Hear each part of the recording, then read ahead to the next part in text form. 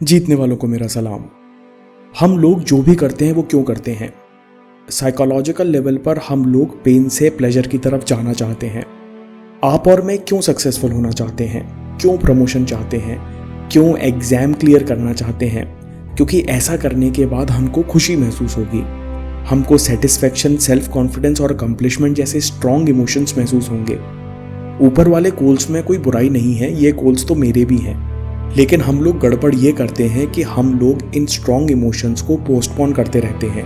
हमें कॉन्फिडेंट महसूस करने के लिए ना पतला होने की ज़रूरत है, ना अकम्पलिशमेंट महसूस करने के लिए सक्सेसफुल होने की, क्योंकि ये इमोशंस हमारे अंदर से पैदा होते हैं। इसलिए हम इन्हें अपनी मर्जी से अपनी भलाई के लिए बना सकते हैं, महसूस कर सकते हैं। इस समय आप कौन सा इमोशन महसूस कर रहे हो, ये निर्भर करता है 3 पैरामीटर्स पर: फिजियोलॉजी, लैंग्वेज और फोकस ऑन द मीनिंग। सबसे पहला फैक्टर है फिजियोलॉजी। मोशन से बनता है इमोशन। जब भी हम कोई इमोशन पहली बार महसूस करते हैं तब शरीर में बहुत स्ट्रॉन्ग रिएक्शन महसूस होता है।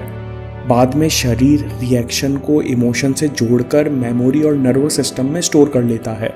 अगर हम चाहें तो यही रिएक्शन शरीर में दोबारा पैदा करके वही इमोशन दोबारा महसूस कर सकते हैं। फॉर एग्जाम्पल, आप अभी के अभी दोनों हाथ फैलाकर और सर ऊपर उठाकर कॉन्फिडेंस महसूस कर सकते हो। दूसरा फैक्टर है फोकस ऑन द मीनिंग। हम जिस चीज़ पर ध्यान देंगे, यानी जैसा हमारा परसेप्शन या नज़रिया होगा, वैसे हमारे इमोशंस होंगे। आपका नज़रिया कितनी स्पीड से आपके शरीर पर असर डालता है, इस बात का अंदाज़ा आप लगाइए कि ये सेंटेंस बोलने में मुझे करीबन 4500 मिली सेकेंड लगे। एक विचार को पैदा होने में और उसके प्रति शरीर को रिएक्ट करने में केवल 150 मिली सेकेंड यानी 0.15 सेकेंड लगते हैं। मतलब अगर मैं ये सोचने लग जाऊं कि मेरे पास क्या नहीं है, तो तुरंत डर, कमजोरी, दुख और फ्रस्ट्रेशन जैसे इमोशंस महसूस करने लगूंगा। इसलिए प्रेशर में डीप ब्रीदिंग बहुत काम आती है, क्योंकि वो एक के बाद एक नेगेटिव थॉट चेन को तोड़ती है। उसी तरह अगर मैं 90 सेकेंड भी इस चीज़ पर ध्यान लगाऊं कि मेरी लाइफ में क्या अच्छा चल रहा है, तो मैं ऑटोमेटिकली हैप्पीनेस, फुलफिलमेंट, करेज, सेटिस्फैक्शन जैसे स्ट्रॉन्ग और पावरफुल इमोशन महसूस कर पाऊंगा। इसलिए ग्रैटिट्यूड जर्नल बहुत काम आने वाली आदत है। और तीसरी चीज़ है हमारी लैंग्वेज। इसके बारे में पहली बार 7 habits of highly effective people और दूसरी बार ट्रांसफॉर्मेशनल वोकैबुलरी के रूप में टोनी रॉबिन्स की किताब में पढ़ा था। ग्रे, धीरे, थकान, टायर्ड, कठिन जैसे शब्द सुनते ही अपने शरीर का रिएक्शन देखिए। हो सकता है कि आपको उबासी आ जाए। आपके शब्द और टोन शरीर के लिए डायरेक्ट मैसेज है जो तत्काल उस पर रिएक्ट करता है। अगर एक लाइन में कहें तो हमारे पास 3 स्विचेस हैं। फीलिंग्स और विचारों पर फोकस करने से, उन विचारों को व्यक्त करने के लिए या सोचने के लिए भी भाषा या लैंग्वेज का इस्तेमाल करने से, और फिजियोलॉजी या बॉडी लैंग्वेज से हम अपने अंदर इमोशन पैदा कर सकते हैं और बने हुए इमोशंस का फ़ायदा उठा सकते हैं। तो अगला सवाल यह है कि नेगेटिव इमोशंस को हैंडल कैसे किया जाए। इमोशंस को हैंडल करने का सबसे पहला स्टेप है कि हमें ये समझना होगा कि सारे इमोशंस, अच्छे या बुरे, खासकर नेगेटिव इमोशंस, हमें मदद करने के लिए बने हैं।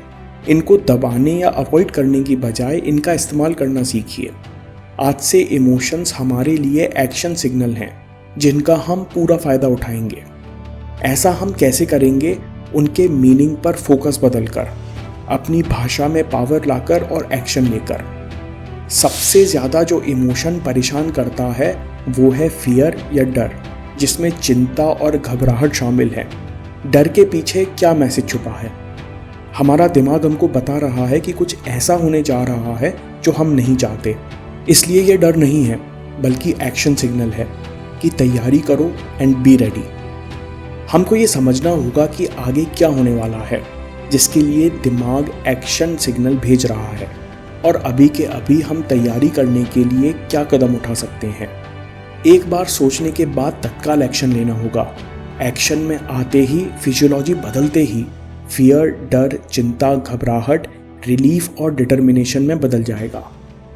अगर आपकी तैयारी पूरी है और फिर भी आपको डर लग रहा है, एक्शन सिग्नल है कि जो होने वाला है वो बहुत इंपॉर्टेंट है।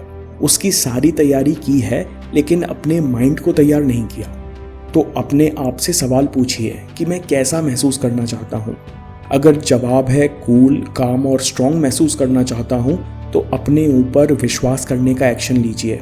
अपने आप से ये बात दोहराइए कि कई बार इंपॉर्टेंट चीज़ों के लिए डर लगता है, बड़ी नॉर्मल सी बात है।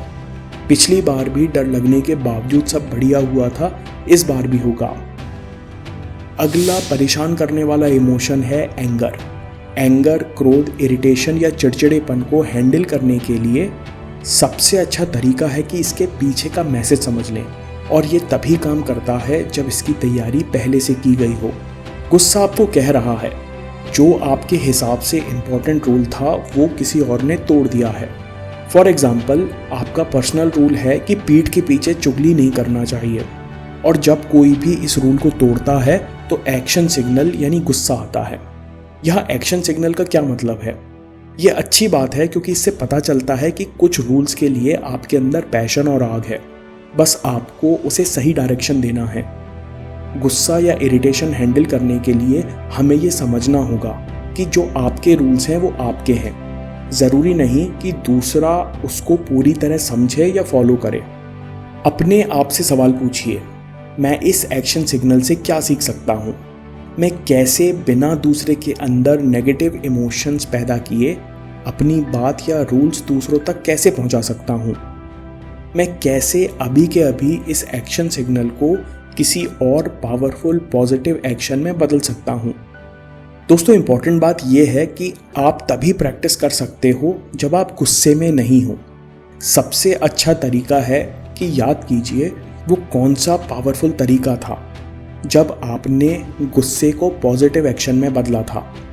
क्या मैं अपनी ब्रीदिंग बदलकर अपने रिएक्शन को एक्शन में बदल सकता हूँ, या फिर बॉडी मूवमेंट में बदलाव लाकर अपने इमोशंस पर कंट्रोल ला सकता हूँ?